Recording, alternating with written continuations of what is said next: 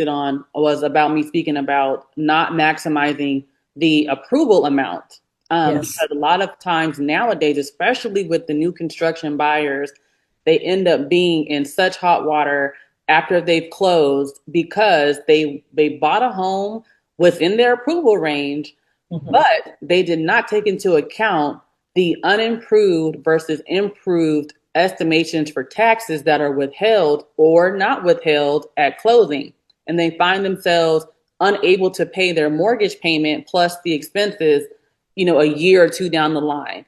And I would love for a lender's perspective about how we can safeguard clients for that, because to me, that is such a heartbreaking conversation to have when someone just moved in their home and the next year they can't afford to pay what is due.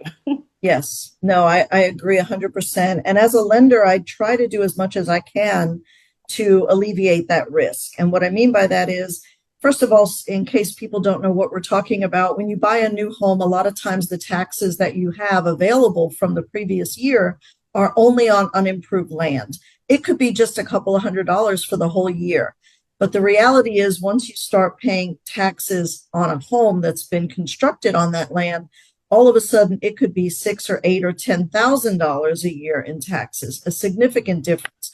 So when a lender, and I think it's a huge disservice when a lender will set up a new buyer's escrow account based on last year's taxes.